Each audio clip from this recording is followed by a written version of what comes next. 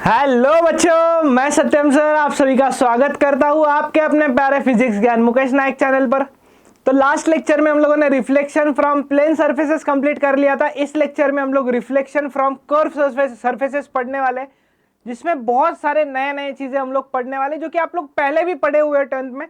But मैंने आपको promise किया था कि ये सब हम लोग बेसिक से पढ़ेंगे एकदम, ताकि आपको बिल्कुल भी प्रॉब्लम ना हो। और मुझे नहीं लगता आपको ऐसे फील हो रहा होगा कि आपने ये चैप्टर पहले पढ़ा है, नहीं पढ़ा है ऐसे कुछ, क्योंकि एकदम बेसिक से चीजें बताई जा रही है। पहले का याद है तो बहुत बढ़िया, नहीं है तो कोई प्रॉब्लम नहीं है। ठीक है, चलो तो स्टार्ट करते हैं अभी हम लोग reflection from curve mirrors.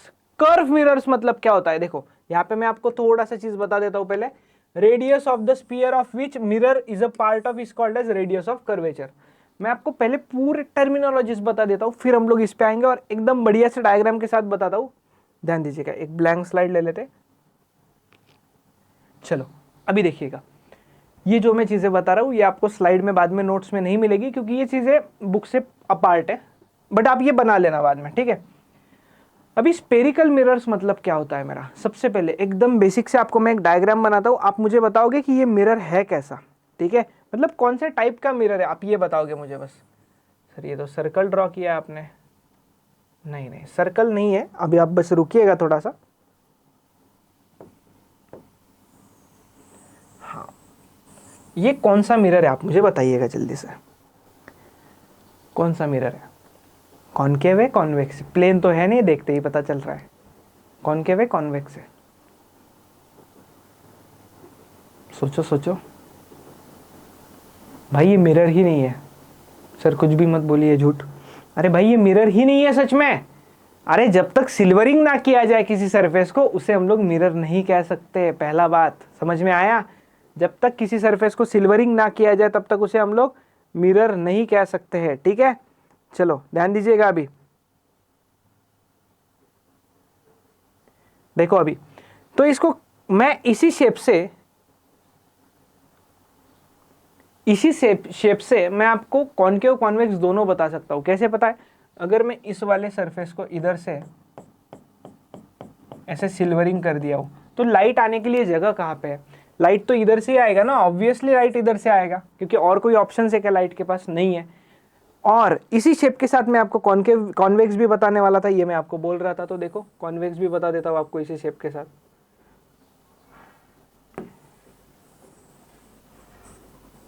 Sorry, इसको थोड़ा इधर बनाते हैं।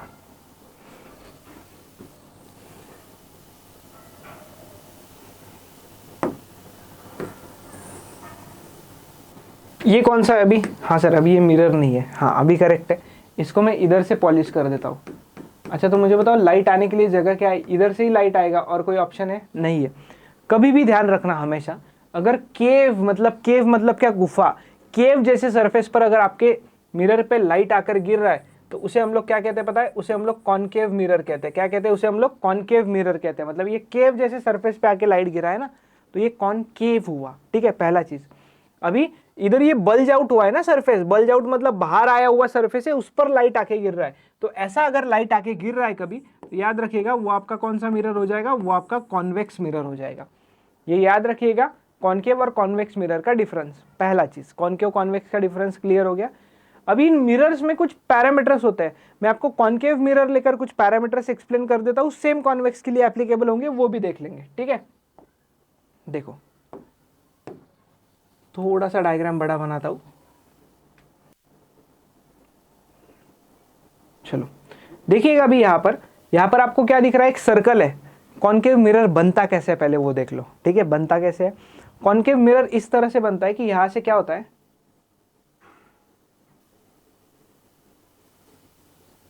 नहीं हो रहा है ये, जस्ट वेट अ सेकेंड।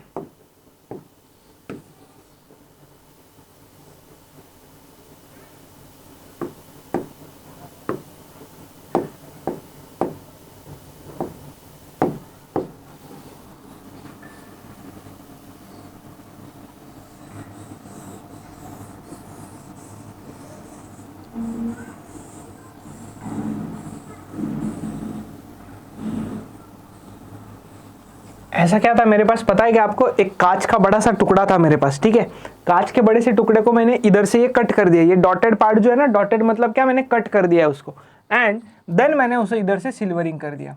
इस साइड से क्या किया मैंने, उसको सिल्वरिंग कर दिया। ओके सर, अभी इस साइड से सिल्वरिंग कर दिया, तो ये कौन सा मिरर हो गया, ये कॉनकेव मिरर हुआ। कैसे पता चला, अरे इसे और कहीं से लाइट आने के लिए जगह ही नहीं है ना, लाइट हमेशा किधर से आएगा, इधर, इसके ऊपर लाइट आएगा, इधर से ही आएगा, हम लोग देखेंगे वो। उसी के पहले, उसके पहले हमें क्या देखना है,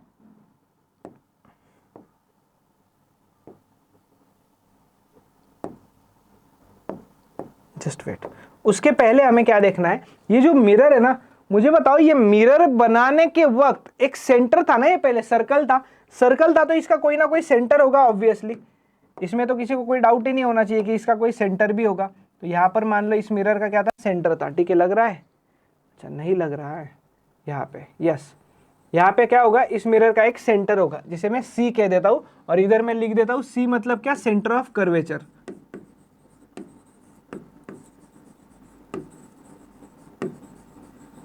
ओके ठीक है, अभी ठीक से ध्यान दीजिएगा, मुझे बताइएगा अभी आप लोग, ये सी तक तो ठीक है, सेंटर ऑफ कर्वेचर सेंटर होगा, तो इससे जो डिस्टेंसेस होते हैं वो क्या होता है, रेडियस होता है, सेंटर ऑफ कर्वेचर से बाउंड्री तक का डिस्टेंस, ठीक है, वो बाद में देखते हैं। जिन ये जो मिरर है ना, एक टर्म होता है अपर्चर, अपर्चर मतलब क्या, ये जो लेंथ ऑफ मिरर है वो, अपर्चर मतलब क्या, length of spherical surface, length of spherical surface, आगे सब काम आने वाला है आपको, भले ही बुक्स में इतना डिटेल में नहीं दिया हुआ है, आपको उससे भी ज्यादा डिटेल में मैं बता रहा हूं, ये तो आपको भी पता है, तो ठीक से ध्यान दीजिएगा। ये जो अपर्चर है उसका एक सेंटर होगा, उसे नाम दिया जाता है पोल, क्या बोला जाता है उसे, पोल, मतलब P4 है पोल। और सारे डिस्टेंसेस हम लोग कहां से मेजर करते हैं पता है क्या, पोल से ही मेजर करते हैं। यहां पे लिख देता हूं, all distances are measured from the पोल।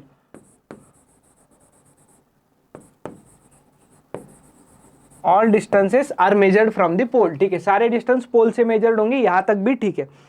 अभी एक लाइन होता है, एक एक्सिस होता है इमेजिनरी, जो पोल से और सेंटर ऑफ कर्वेचर से पास होता है। कहां से, पोल से और सेंटर ऑफ कर्वेचर से पास होता है। उस एक्सिस को हम लोग क्या कहते हैं, ध्यान दीजिएगा अभी, हाँ एक एक्सिस बन गया यहाँ पे, ठीक है, एक एक्सिस बन गया है, इसे कलर दे देते हैं हम लोग, अलग कलर दे दिया इसे, ठीक है, ये एक्सिस बना, इस एक्सिस को हम लोग क्या कहते हैं पता है, प्रिंसिपल एक्सिस कहते हैं इसे, क्या कहते हैं, इसे हमने पी नाम दे दिया था, अच्छा wait,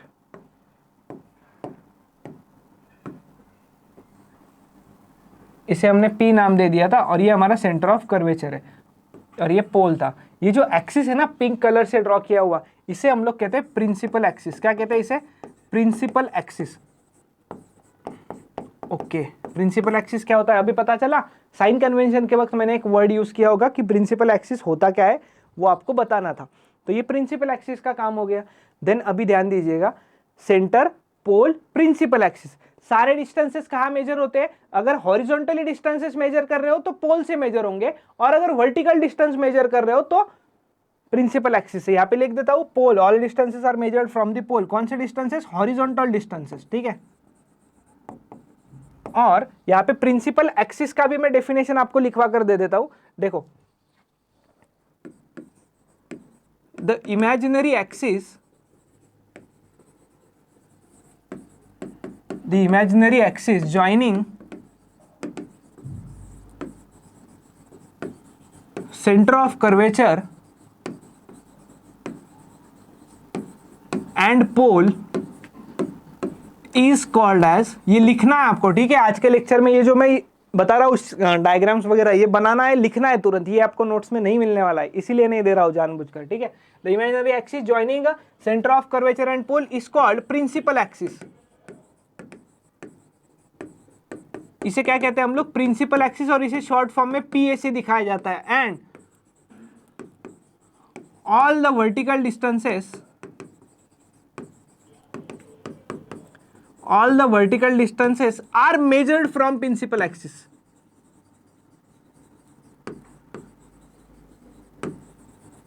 all the vertical distances are measured from principal axis, मतलब जो भी vertical distances होंगे वो principal axis से measured होंगे। तो यहाँ पे हम लोग इसे नाम दे देते हैं PA, PA मतलब क्या, principal axis, ठीक है। यहाँ तक सारी चीजें क्लियर होंगी आप लोगों को। देन यहां पर ध्यान दीजिएगा, अभी डिस्टेंसेस मार्क करने पर हम लोग आ चुके हैं। डिस्टेंसेस मार्क करने पर मतलब क्या, पोल से लेकर सेंटर ऑफ कर्वेचर तक का हमें डिस्टेंस तक आना पड़ेगा, तो वो होता है आर। रेडियस हो गया ना ये तो सर्कल का, अरे देखो भाई ये रेडियस हुआ कि नहीं, तो आर मतलब क्या है हमारा, आर मतलब है रेडियस ऑफ कर्वेचर। आर मतलब क्या है, आर मतलब है रेडियस ऑफ कर्वेचर। ओके ठीक है सर। देन अभी ठीक से ध्यान दीजिएगा, जो भी रेज आ रहे होते, अगर रेज पैरेलल आएंगे प्रिंसिपल एक्सिस को, तो वो बाद में एक पॉइंट से पास होते हैं। पैरेलल आते तो वो एक पॉइंट से पास होते हैं, वो पॉइंट क्या होता है क्या नहीं वो भी देखेंगे। इसमें हाँ शार्प पेन ले लेते हैं। शार्प पेन लेने के साथ हम लोग इसको कलर ले लेंगे, ग्रीन कलर लेते हैं इंसिडेंट रेस के लिए। ठीक है, देखिएगा, मान लो ये मेरा इंसिडेंट रेस आ रहा था, ठीक है, ये इंसिडेंट रे थे मेरे, इधर से भी मेरा इंसिडेंट रे आ रहा था।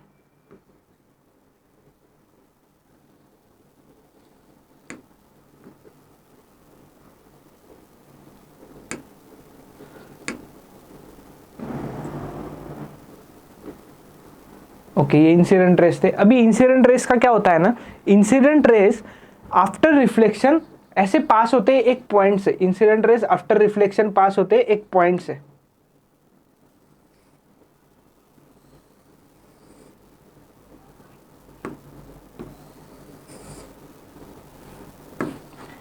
यहां से पास करवाना है इसे हमें, हाँ करेक्ट।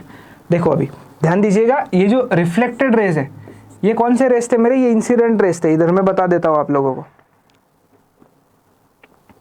ये मेरा आई आर था। आई आर मतलब क्या, इंसिडेंट रेस। और ये कौन से रेज है मेरे, ये मेरे रिफ्लेक्टेड रेज है, जहां पर मैंने एरोज दिखाए है। अच्छा, इंसिडेंट रेज रिफ्लेक्टेड रेज एक पॉइंट से पास हुए बेटा, दिख रहा है आपको, इंसिडेंट रेज और इंसिडेंट रेज रिफ्लेक्ट होने के बाद एक पॉइंट से पास हुए, उस पॉइंट को हम लोग नाम दे देते हैं एफ। एफ मतलब क्या होता है, प्रिंसिपल फोकस कहा जाता है उसे। एफ को क्या कहा जाता है, प्रिंसिपल फोकस। और ये कौन सा पॉइंट होता है, मैं इसका डेफिनेशन भी आपको इधर ही लिख देता हूं। उसका रिलेशन होता है आर के साथ, आर के साथ उस पॉइंट का रिलेशन होता है। ये रेडियस है ना, वो रेडियस के आधा होता है। देखो प्रिंसिपल फोकस मतलब क्या होता है, all rays coming parallel to principal axis, all rays coming parallel to principal axis after reflection, after reflection passes through, after reflection passes through focus, after reflection passes through focus।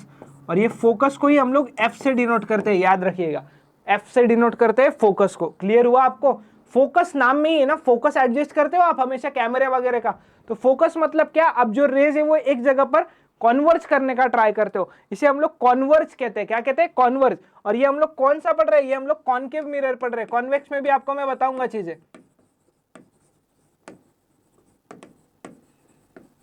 Reflection of curve mirror से question 100% बनता है, इसलिए आपको मैं थोड़ा depth में लेकर जा रहा हूं, ठीक है। ये हुआ आपका। देन फोकल लेंथ जो होता है ना, फोकल लेंथ, ये फोकल लेंथ एफ रेडियस के आधा होता है, r/2 होता है। फोकल लेंथ मतलब क्या, फोकस मतलब ये पॉइंट, और फोकल लेंथ मतलब एफ और पी के बीच का डिस्टेंस। इधर लिख देता हूं मैं, फोकल लेंथ मतलब क्या होता है, फोकल लेंथ, इसे भी एफ से डिनोट किया जाता है इस लेंथ को। Distance between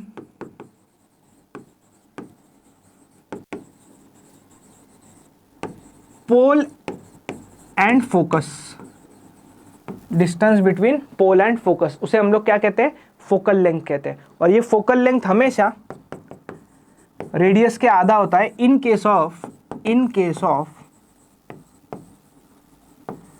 curve spherical mirrors, in case of curve spherical mirrors. अच्छा, कर्व मिरर्स के केस में तो सही है सर, प्लेन मिरर्स के केस में कुछ बताओगे क्या। यस, देखते हैं, ये जो फोकस होता है ना, focal length in case of plane mirrors, plane mirrors के केस में जो ये फोकल लेंथ होता है, ये कितना हो जाएगा, ये इंफिनिटी होता है। कैसे इंफिनिटी होगा सर, डायरेक्ट, अरे जो रेडियस होता है ना प्लेन मिरर्स का, रेडियस इन्फिनिटी होता है ऑलमोस्ट, तो हम लोग फोकस की जगह पुट कर दोगे F equals to R by two. Infinity by two कितना होगा? अरे भाई इन्फिनिटी बाई टू तो इन्फिनिटी ही होगा ना, वो थोड़ी ना चेंजेस होने वाले हैं। हाँ सर ये भी सही है। तो ये कुछ पैरामीटर्स याद रखिएगा आप। देन फोकल लेंथ जो होता है या रेडियस ऑफ कर्वेचर जो कहोगे, मुझे बताओ सारे इंसिडेंट रेज इधर है और इंसिडेंट रेज इधर आ रहे हैं, मतलब कौन सा डायरेक्शन पॉजिटिव लोगे आप डिस्टेंसेस नापने का? ये वाले डायरेक्शन को हम लोग पॉजिटिव ले लेंगे क्योंकि ये इंसिडेंट रेज का डायरेक्शन है ना, मैंने आपको साइन कन्वेंशन बताया था। तो इधर जो भी डिस्टेंसेस आप मेजर करोगे उसे हम लोग क्या कहेंगे पता है? पॉजिटिव लेंगे उसे, और इधर जो मेजर करोगे उसे निगेटिव लेंगे। जैसे कि आर भी निगेटिव होगा और फोकल लेंथ भी निगेटिव होगा, आर भी निगेटिव होगा और फोकल लेंथ भी निगेटिव होगा। ये आपका फोकल लेंथ एफ। समझ में आया क्यों निगेटिव होगा? आर निगेटिव क्यों आता है? आर निगेटिव क्यों आता है वो बताता हूं अभी। आर फॉर कॉनकेव मिरर की बात चल रही है, ठीक है, कॉनकेव की बात चल रही है, निगेटिव आएगा। क्यों निगेटिव आएगा? लेफ्ट में मेजर करना पड़ रहा है। मुझे बताओ F equals to R by two, तो फोकल लेंथ भी तो निगेटिव आएगा भाई, फोकल लेंथ भी तो निगेटिव आएगा क्योंकि रेडियस ही निगेटिव है, तो फोकल लेंथ भी निगेटिव आएगा। करेक्ट है यहां तक आपको? और याद रखना कभी भी फोकल लेंथ अगर पॉजिटिव आता है, ये नोट पॉइंट की तरह आप लिख सकते हो, फोकल लेंथ अगर पॉजिटिव आता है तो आपका जो मिरर होता है ना, मिरर ये कॉन्वर्जिंग है डाइवर्जिंग मिरर है? क्या लग रहा है आपको? कॉन्वर्जिंग है डाइवर्जिंग है? चलो इस पे नहीं जाते हैं अभी, इस पे हम लेंसेस में बात करेंगे। एफ निगेटिव आया है, कॉनकेव मिरर जो है ना, कॉनकेव मिरर हम लोग कॉन्वर्जिंग कहते हैं। क्या कहते हैं? कॉन्वर्जिंग कहते हैं। क्यों कॉन्वर्जिंग कहते हैं? क्योंकि सारे रेज एक पॉइंट पर आकर मीट हो चुके हैं। उम्मीद है आपको कॉनकेव मिरर पूरा क्रिस्टल क्लियर हो गया होगा, कॉनकेव मिरर में कोई डाउट नहीं बचा होगा। देख लीजिएगा एक बार।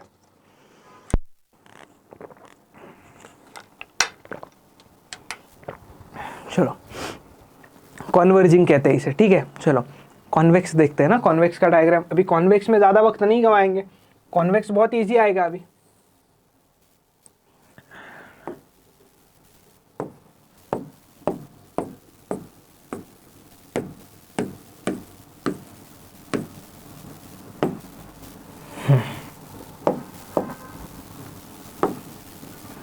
अभी इधर से हम उसे क्या करेंगे, इधर से हम लोग उसे सिल्वरिंग करेंगे क्योंकि अभी हम लोग क्या पढ़ रहे हैं? अभी हम लोग कॉन्वेक्स मिरर पढ़ रहे हैं।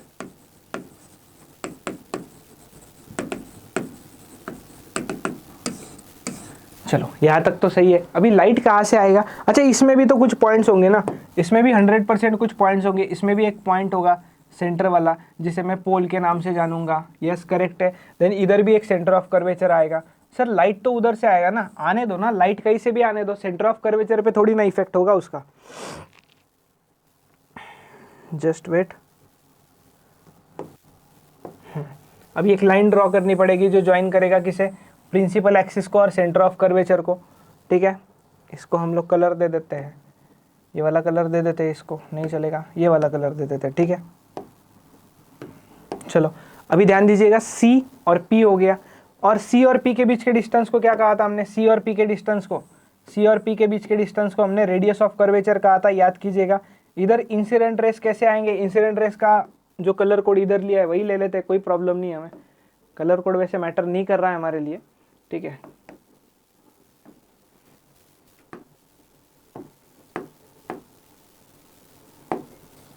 ये अगर मेरा इंसिडेंट रे है, ठीक है,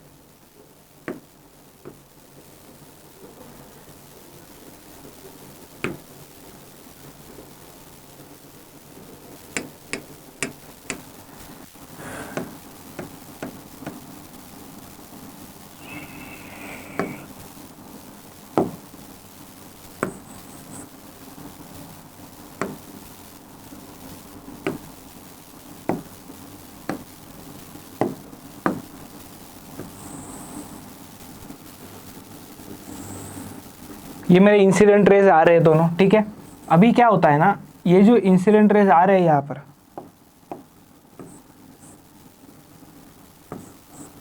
ये जो इंसिडेंट रेज आ रहे हैं इधर से, ये इंसिडेंट रेस को इधर नहीं लेके जाएगा, ये इंसिडेंट रेस को इधर डाइवर्ट कराता है। अच्छा तो सर ये तो रेज मिल ही नहीं रहे ना? हाँ नहीं मिल रहे, बराबर है आपका, ये मिल ही नहीं रहे रेज, ये रेज मिल नहीं रहे, आपका बात सही है एकदम। ये आपका था इंसिडेंट रे, ठीक है, ये हमारा था रिफ्लेक्टेड रे, ये इंसिडेंट रे, ये रिफ्लेक्टेड रे। मुझे बताओ इंसिडेंट रेज जो आ रहे थे, रिफ्लेक्टेड रेज नेचुरली इधर मीट करेंगे क्या कहीं पे? नहीं, तो इन्हें जबरदस्ती मीट करवाओ। जबरदस्ती मीट करवाना है मतलब वही चीज आपको समझ में आना चाहिए अभी कि इन्हें जबरदस्ती मीट करवा रहे हो, मतलब इसे क्या कहेंगे अभी हम लोग देखते हैं।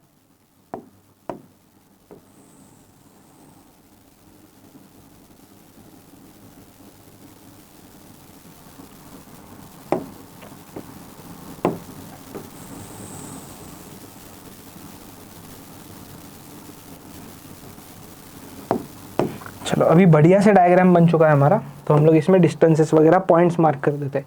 ये जो पॉइंट है जहाँ पे ये मिले इसे हम लोग फोकस कहते हैं, और फोकस हमेशा r/2 पे होता है। सर कॉन्वेक्स के लिए भी क्या? यस करेक्ट, कॉन्वेक्स के लिए भी। अभी इसमें कौन सा डायमेंशन आप पॉजिटिव लोगे, कौन सा निगेटिव लोगे? बहुत आराम से डायग्राम ड्रॉ किया मैंने ताकि आपको समझ में आए। ये जबरदस्ती इंटरसेक्शन करवाया, जबरदस्ती जबरदस्ती इंटरसेक्शन करवाया, मतलब आप समझ सकते हो कि ये क्या होगा।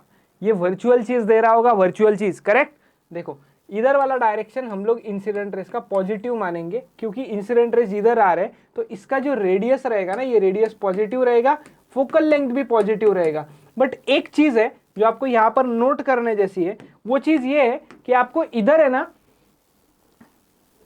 क्या नोट करना है कि इधर कॉन्वर्ज नहीं कर रहे रेस, दूर दूर जा रहे हैं ना, तो ये डाइवर्जिंग है, ये आपको याद रखना है। क्या याद रखना है आपको? ये डाइवर्जिंग है, ये याद रखना है। कॉन्वर्ज मतलब क्या? एक पॉइंट पर आकर मिलाना, और डाइवर्ज मतलब क्या? दूर दूर कर देना उनको। समझ में आ रहा है आपको ये चीज? आपको दोनों स्पेरिकल मिरर्स के सारे पॉइंट समझ में आने चाहिए। उम्मीद है यहां तक सारा चीज आपको समझ में आया भी होगा, कोई प्रॉब्लम नहीं हो रहा होगा, ठीक है। तो ये आप फिर से, मैं जस्ट एक एक सेकंड के लिए पॉज करता हूं ताकि बाद में जब ये लेक्चर अपलोड हो जाएगा लाइव के बाद आपको मिलेगा रिकॉर्डिंग के फॉर्म में, तो आप इसे लिख सको लास्ट में आकर वीडियो के, ठीक है। तो मैं बस आपको ये स्लाइड्स 2-2 सेकंड पे पॉज करा रहा हूँ, आप वीडियो पॉज करके लिख लीजिएगा इन्हें सब चीज़ों को। देखो ये पहला चीज़ था, देन ये दूसरा चीज़, सबसे इंपॉर्टेंट स्लाइड है ये,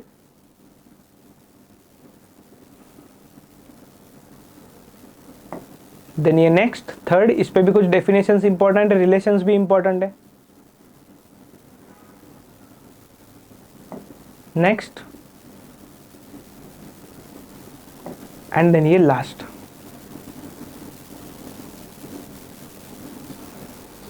चलो समझ में आया ये चीज आपको? उम्मीद है यहाँ तक कोई डाउट भी नहीं होगा आप लोगों को। डाउट होगा तो आप फिर से लेक्चर देखिएगा, या आपको अगर कोई पॉइंट में डाउट लग रहा है तो आप कमेंट कर सकते हो। तो चलो मैं सत्यम भंडारी यही रुकता हूँ। बहुत आराम से इसमें हमने बहुत सारी टर्मिनोलॉजीज को पढ़ लिया है, ठीक है। अभी एक टर्मिनोलॉजी बच इसमें बचता है मैग्निफिकेशन और पावर वगैरह वाला, वो हम लोग अगले लेक्चर में पढ़कर आगे बढ़ेंगे। चलो बाय बाय, टेक केयर।